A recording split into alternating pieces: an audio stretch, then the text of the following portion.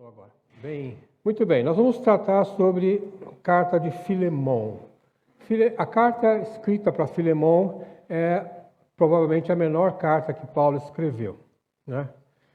E ela não é uma carta endereçada a uma igreja, mas é uma carta endereçada a uma pessoa, com um objetivo muito específico, né? Muito interessante. Então eu vou pedir, meus irmãos, que vocês abram as suas Bíblias lá na Epístola a Filemão, né? Porque aí eu não costumo, vocês sabem que eu não costumo fazer leituras aqui durante a aula. Eu acho que vocês vão me acompanhando e vão encontrar o texto, um texto que tem um capítulo, 25 versículos só, né? Amém? Acharam? Senhor Deus, te rogo a tua graça, a tua misericórdia sobre a exposição dessa manhã. Seja o teu Espírito Santo nosso professor, em nome de Jesus. Amém. Irmãos, o texto que nós vamos explorar aqui, o que me chamou a atenção nessa carta, que eu estou chamando de uma segunda chance. Se eu pudesse resumir essa epístola, eu diria: Paulo nos ensina a dar uma segunda chance. Esse aqui é o que eu tirei desse texto aqui, né? Paulo, quando fala a Filemão, uma segunda chance. Uma segunda chance para quem? A segunda chance para um escravo fugitivo que tinha causado um problema, provavelmente financeiro, para o seu senhor, no caso Filemão, não é? Então, tudo o que Onésimo, que é esse escravo, fez, era digno de morte. Mas, depois de um tempo com Paulo usa um texto que está na história, que está na Bíblia, para mostrar o resgate de um escravo fugitivo, provavelmente ladrão, né? Como que esse processo se dá. Aí eu fiquei pensando, assim, por que será que a Bíblia reservou esse texto, né? Havia muitos outros assuntos poderiam ser tratados, mas Paulo fez questão de escrever uma carta. E essa carta foi incluída no cânon do Novo Testamento, com o propósito de nos ensinar essa manhã a importância da segunda chance.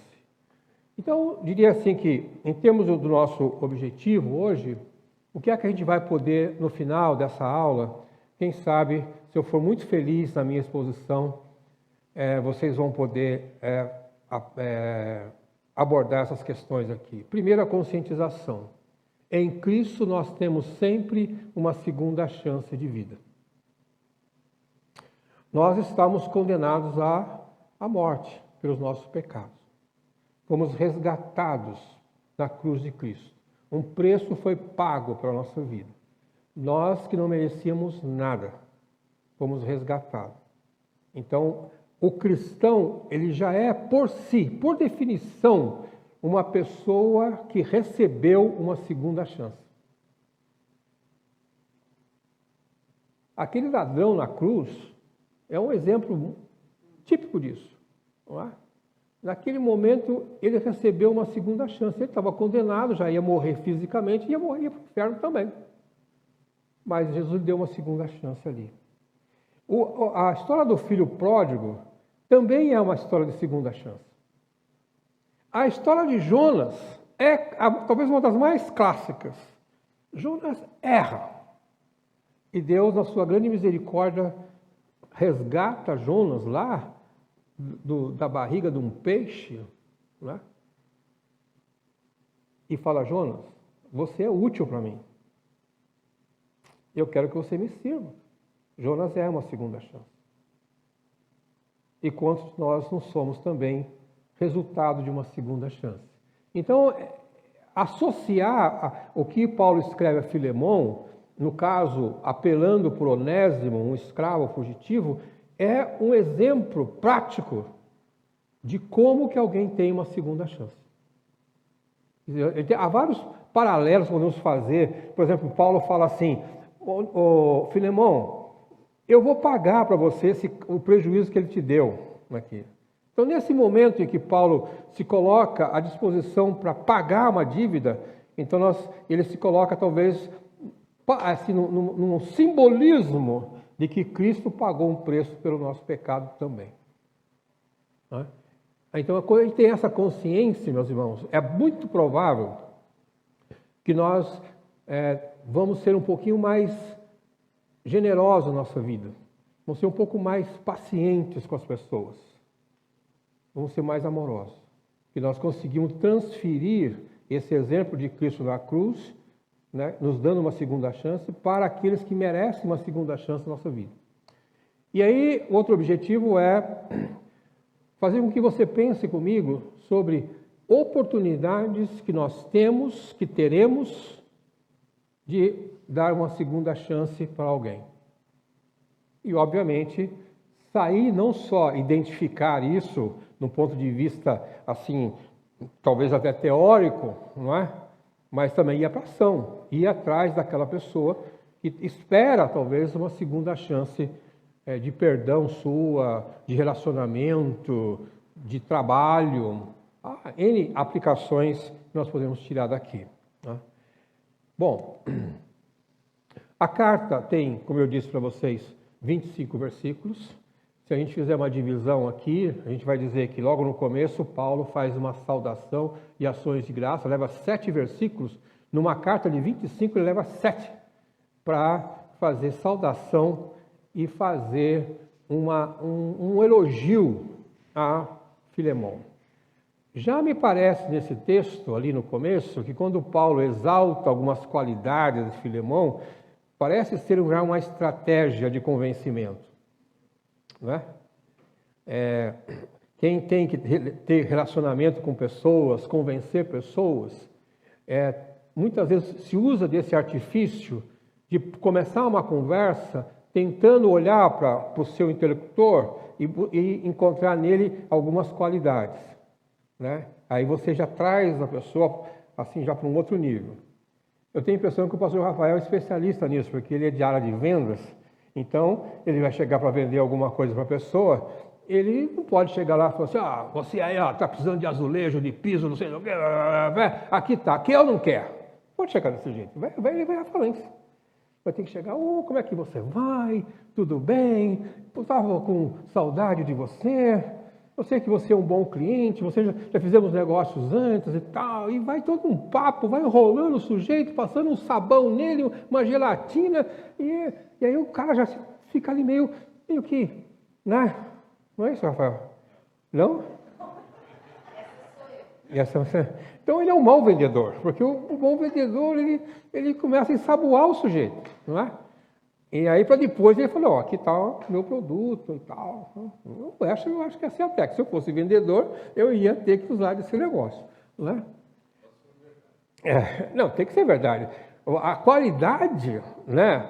A qualidade aí de quem está propondo alguma coisa é olhar para a pessoa e identificar nele alguma coisa, né?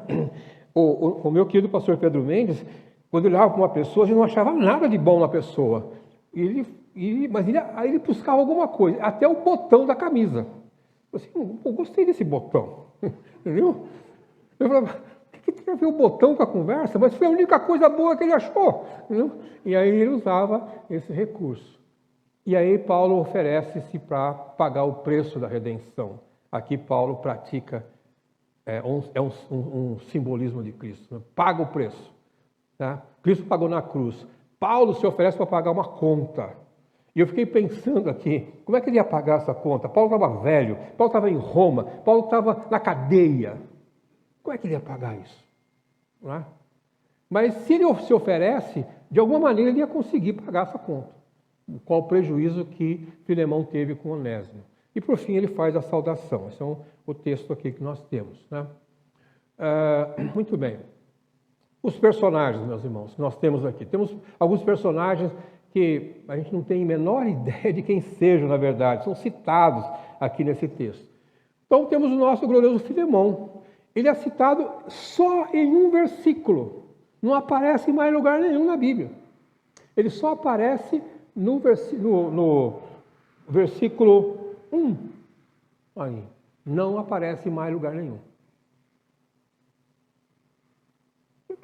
Mas Filemão é um livro tão interessante para nós, só aparece uma vez. Dá a entender no texto, porque não dá para ler Filemão se você não ler Colossenses. As duas cartas andam, talvez foram enviadas juntas, porque tratam de assuntos correlatos. Então, Paulo cita esse caso de Onésimo também em Colossenses. Então, Paulo não podia mandar uma carta dizendo que estava devolvendo Onésimo, o escravo fugitivo, sem avisar o senhor dele. Então, ou se não foi enviado paralelamente, foi enviado assim com questão de dias de antecedência. Então, as duas cartas andaram juntas ali. E Filemão, se ele tinha escravo, ele devia ser uma pessoa de posses, né? Para ter escravo. Né? Você começa, era diferenciado da sociedade, líder. Paulo chama Filemão de colaborador. Então, a gente sabia que Paulo vivia de ajuda. As pessoas juntavam coisa, roupa usada, sei lá, sapato, alguma coisa assim, e mandavam para o pobre do Paulo se virar. E provavelmente Filemão era um desses colaboradores. Paulo cita no texto sobre Áfia. Que nome, né? Áfia. Nada mais. Mas ali a análise que pode fazer é que, como era uma carta pessoal e tratava de um assunto praticamente da familiar de Filemão, Áfia era esposa.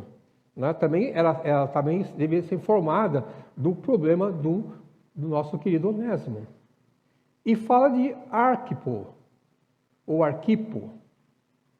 E cita, esse nome aparece em Colossenses, capítulo 4, verso 17, como um líder, lá na igreja de Colossenses. Talvez alguns aí fazem suposições que ele fosse filho de Filemão. E temos o nosso personagem central, que é Onésimo, que no grego significa benéfico, lucrativo, útil, né? Mas que na situação em que ele se envolveu, ele se tornou inútil. Não é? E Paulo usa, aliás, depois de um trocadilho no texto, ele que era inútil passa a ser útil. Então, usando o significado do grego do nome de Onésimo como sendo útil ou lucrativo, Paulo resgata, então, o nome de Onésimo, um escravo. Esses são os personagens aqui. Muito bem.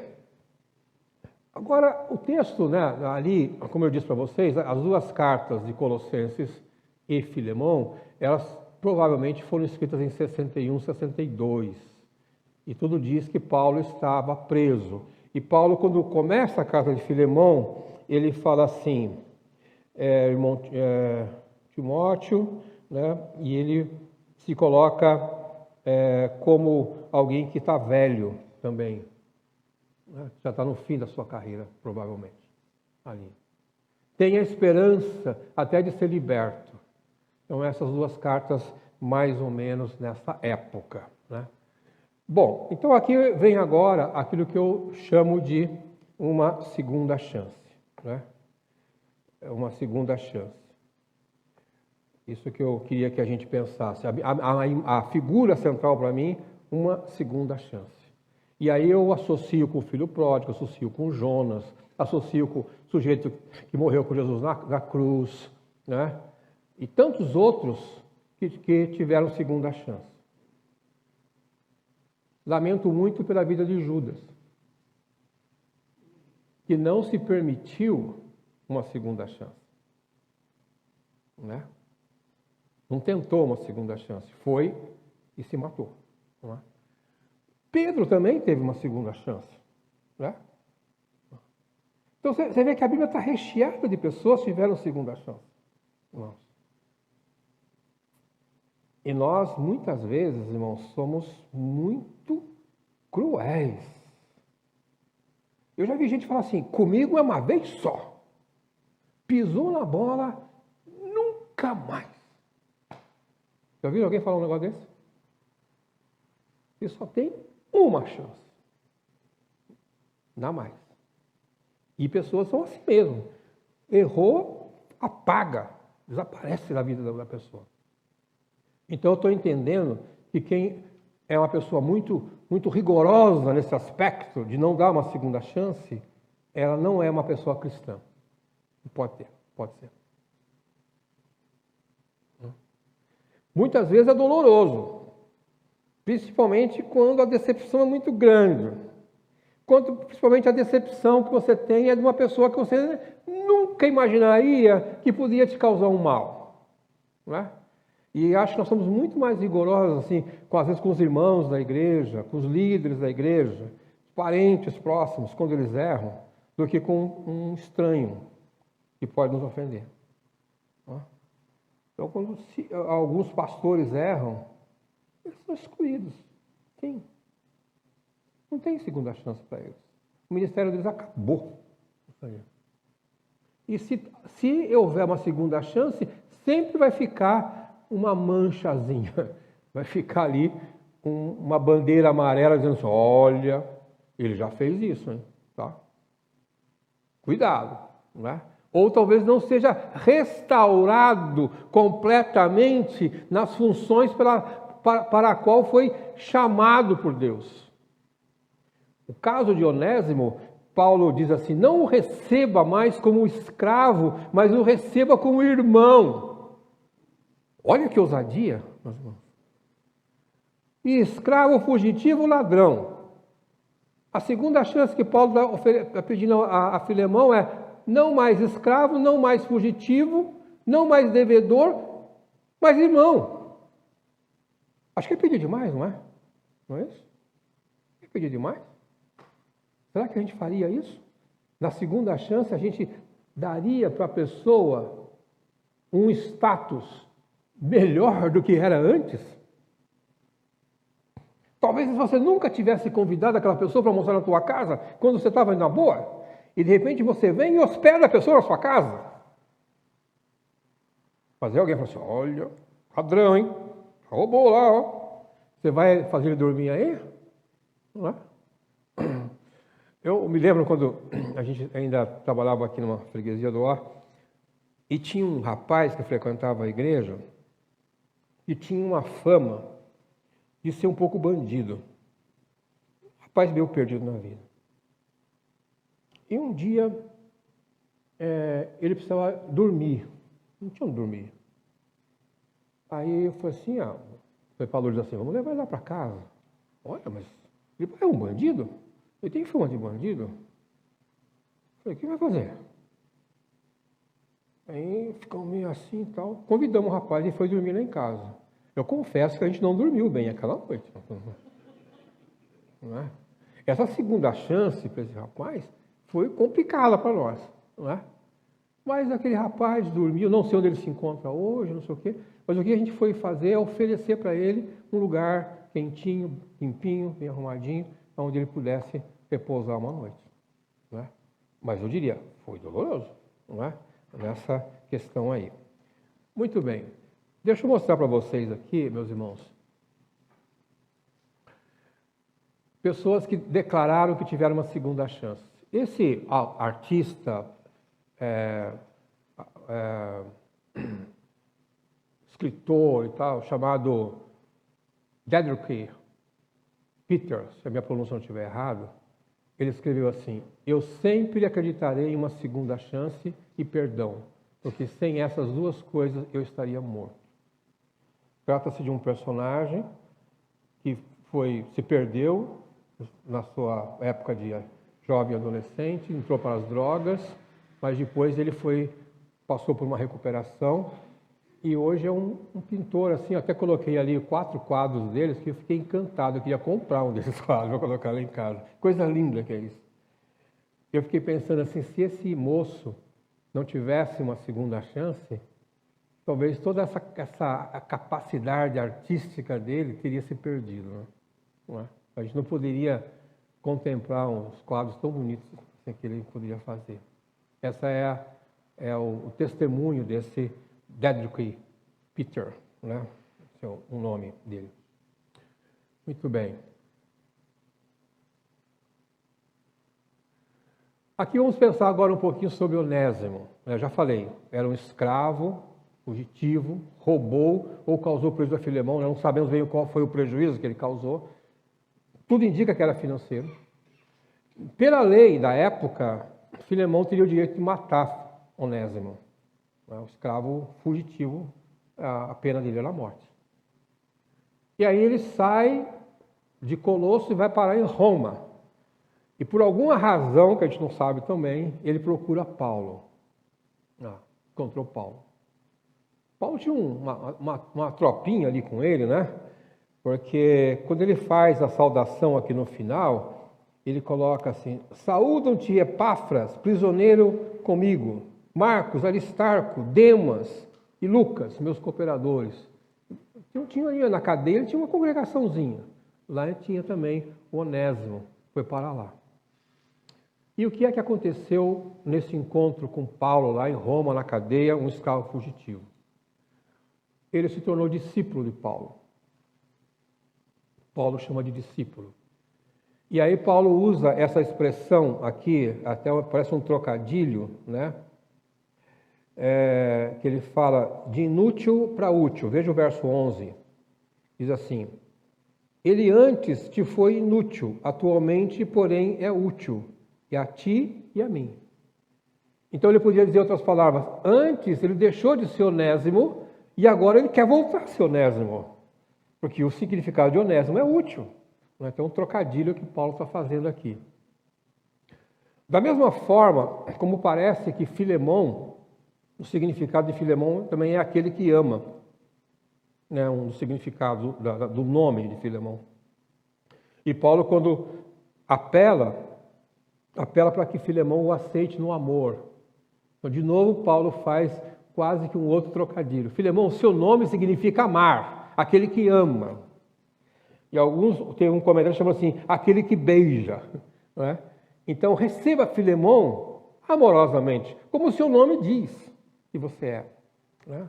Então, um apelo interessante. Depois, eu diria assim, Paulo fala assim, olha, agora de inútil a útil, de escravo a filho. Porque Paulo fala assim, eu te envio de volta em pessoa, quer dizer, o meu próprio coração. Eu queria conservá-lo comigo mesmo para que em teu lugar me servir nas algemas que carrego por causa do Evangelho.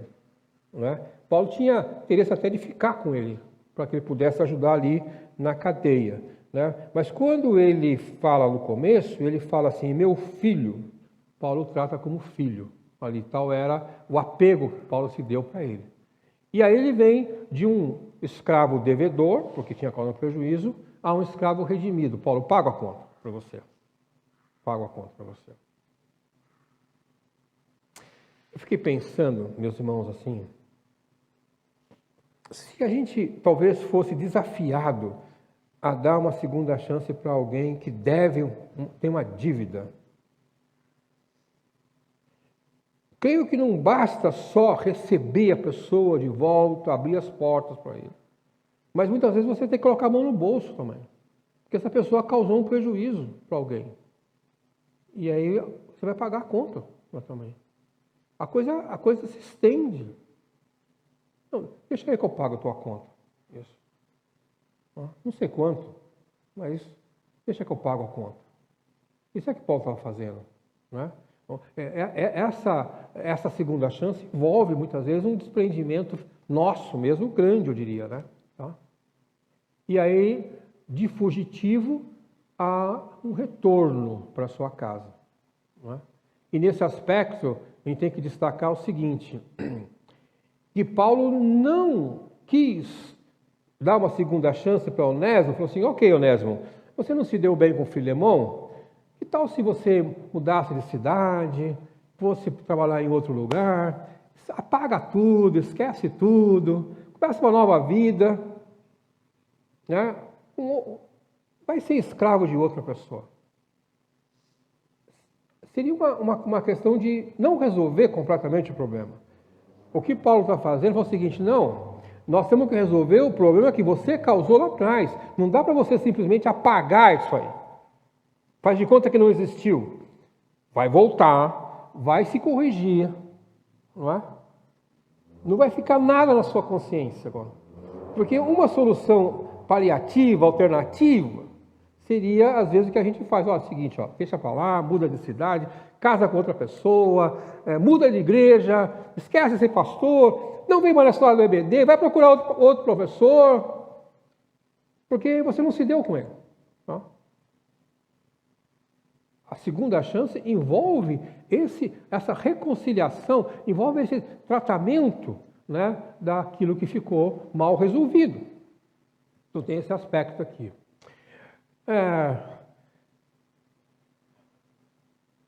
E tinha uma historinha que eu queria contar para vocês. Eu perdi algum lugar aqui, deixa eu ver. Tem uma história que eu queria contar. Nos apontamentos aqui, vamos ver onde é que tá. Vai aparecer já já. Que é o seguinte, ó. Deixa eu voltar aqui, exatamente aqui, nesse texto que eu quero voltar. Há uma história, meus irmãos, de que uma pessoa em Nova York estava num clube que a gente aqui no Brasil chama de Associação Cristã de Moços, né? No inglês a sigla é YMCA, tem uma música famosíssima aí chamada YMCA, né? Que é o nome que é da música famosa.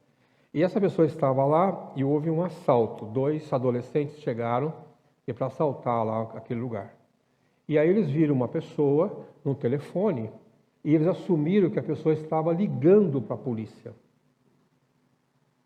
E aí eles espancaram aquele homem, bateram de uma forma cruel e o homem arrastaram o homem, né, esconderam lá perto da piscina, atrás de um biombo, alguma coisa assim. E ele ficou lá um tempão.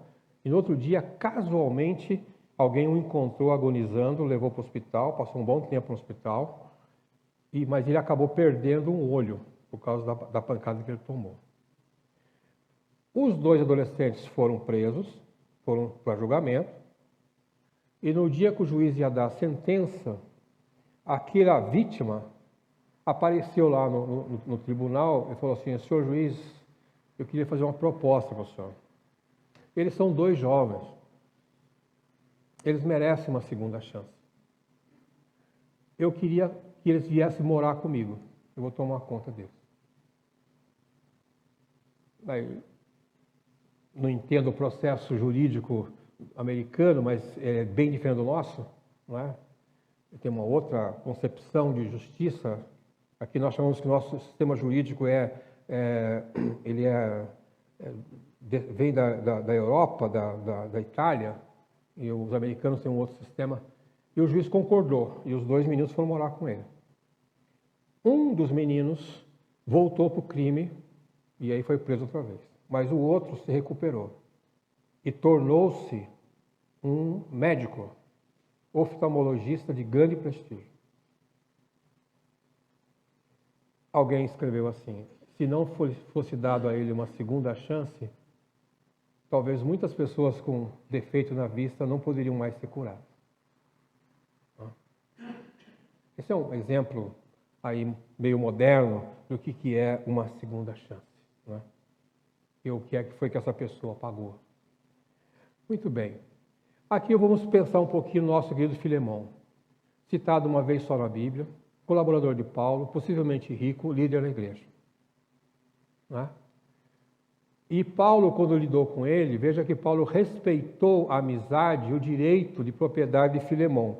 No texto que nós lemos, veja no verso 8, diz assim: pois bem, ainda que eu sinta plena liberdade em Cristo para te ordenar o que convém, prefiro, todavia, solicitar em nome do amor, sendo o que sou, Paulo, o velho, e agora até prisioneiro de Cristo. Sim, solicito-te em favor de meu filho Onésimo, que gerei entre algemas. Ele antes te foi inútil, atualmente, porém, é útil e a ti mesmo. Então, veja que parece que Paulo, então, na sua autoridade de apóstolo, poderia talvez invocar um poder, né, de líder. Assim: não, Onésimo, muda esse negócio aí. A Bíblia diz isso, não sei o que lá, ele é teu escravo, perdoa ele, porque está escrito lá no capítulo tal, versículo 6 das contas, você tem que perdoar 70 vezes 7 e tal, resolve esse negócio aí. E Paulo não quis ir por esse caminho. Preferiu apelar a Filemão em nome do amor. Tá? Então, Paulo respeitou ali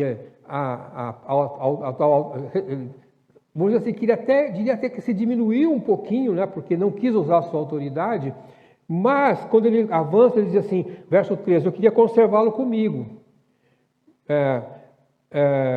Vai verso 14, nada, porém, quis fazer sem o teu consentimento. Então, aí está o respeito a Filemão pelo direito de propriedade que ele tinha sobre Onésimo. Exaltou a qualidade de Filemão, abriu mão da sua autoridade e apelou com base no amor e exemplo redentor de Cristo. É provável, meus irmãos, que na igreja, muitas vezes, nós vamos tratar desses assuntos de segunda chance com alguém.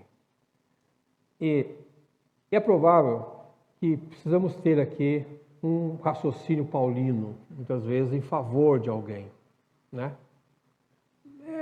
A gente já fez isso aqui, alguns irmãos falam, sei não. Gente, se ele merece uma outra chance, né? Eu fiz isso já algumas vezes. Tem pessoas para mim que eu diria para você assim, que eu não daria outra chance. Já tive uma experiência ruim com ele, nem passa pela minha cabeça tornar isso. Então, para mim, eu teria que rever isso, né? Tem que rever um pouco isso.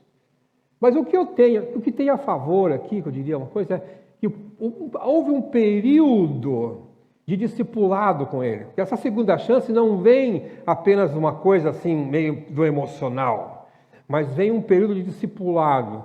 Acho que antes de ele obter a segunda chance, o Onésimo passou por um processo de conversão, teve apoio de alguém para poder voltar à consciência ou se arrepender. Aí a segunda chance ela é mais efetiva, não é? Do que simplesmente passar a mão na cabeça e deixar a pessoa seguir, porque a pessoa precisa de um tratamento, muitas vezes. Não é? Ele errou porque ele teve, talvez, como o exemplo que eu dei para vocês de Nova York, de um menino que foi criado em alguma, como chamamos hoje, uma comunidade, sem nenhum amparo familiar, uma família destruída, num ambiente perverso. Então ele precisa ser cuidado. Veja que aquela vítima que perdeu o seu olho e se dispôs a cuidar dos meninos, ele foi num período em que ele ia tratar daquele menino.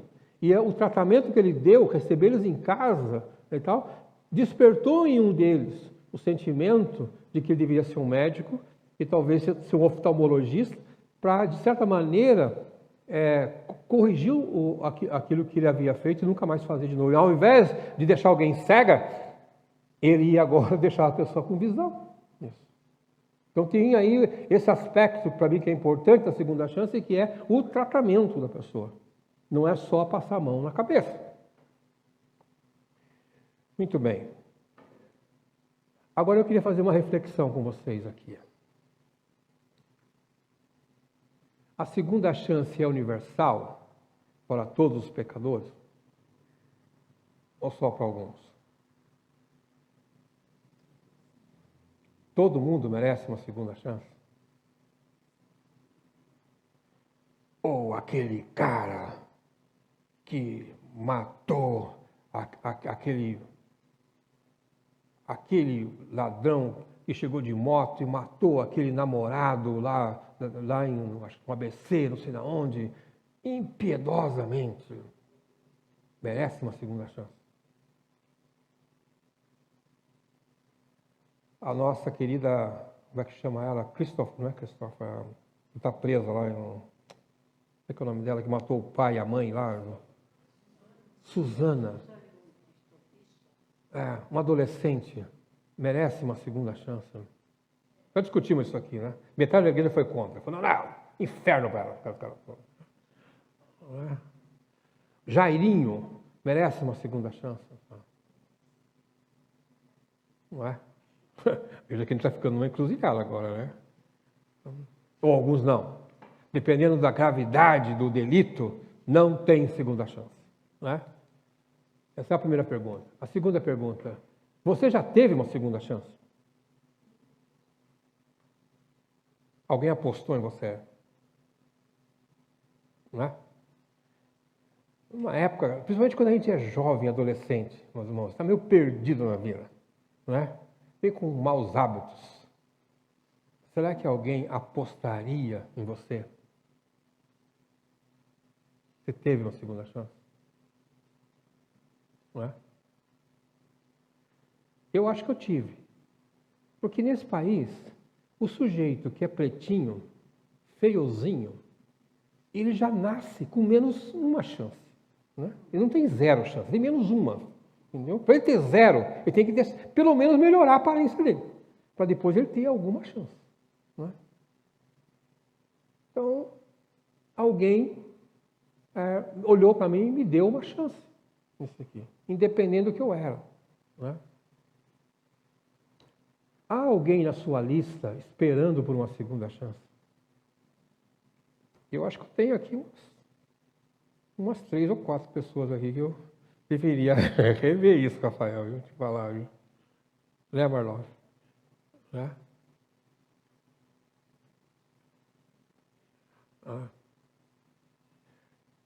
De vez em quando eu fico até às vezes meio envergonhado, às vezes, né? Porque alguém fala assim, por que você não vai lá, papapá, resolve isso? Já. Mas lá na minha lista eu tenho. Não sei se vocês têm também. Alguém que causou um desconforto, causou um prejuízo, uma decepção para você, e você teria que reconsiderar em nome do amor de Cristo na sua vida. Amém? Não por você. Paulo não apelou para Filemão pela qualidade de Filemão que Paulo já tinha exaltado antes. Ele apelou para você, no amor de Cristo eu quero que você receba o Onésimo ali. E isso aí é fora das nossas forças. Fora das nossas forças. Né? Então, quando alguém chega e faz esse apelo, fala assim, quem sou eu agora? Se Cristo morreu na cruz para mim que eu não merecia nada, eu tenho que fazer alguma coisa. Né? Muito bem. Aí eu tenho um pensamento aqui do famoso C.S. Lewis, escritor, teólogo inglês, famosíssimo, né? Ele coloca assim, agora é a nossa chance de escolher o lado certo. Deus está se segurando para nos dar essa chance. Não vai durar para sempre. Devemos pegá-lo ou deixá-lo. Talvez a minha tradução não foi muito boa, mas devemos pegá-la ou deixá-la. Não é? O C.S. Lewis, ele está falando que há ainda essa oportunidade da segunda chance, mas ela não vai durar muito. Ela tem um tempo de validade. Não é? Quantas vezes eu já ouvi alguém falar assim, não, vou me divertir agora, eu sou jovem, não sei o quê, quando eu ficar velho, aí eu vou ser crente. Como se a segunda chance dele fosse ficar lá na gaveta à espera da decisão dele. Meus irmãos, esse texto aqui, que eu acho que ilustra bem a questão da nossa situação aqui, eu acho que esse texto é bem legal mesmo, né?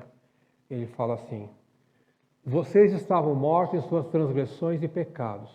Todavia, Deus, que é rico em misericórdia, pelo grande amor com que nos amou, nos deu vida juntamente com Cristo, quando ainda estávamos mortos em nossas transgressões. Pela graça vocês são salvos. Deus nos ressuscitou com Cristo e com Ele nos fez assentar nos lugares celestiais em Cristo Jesus. Paulo falando nos Efésios.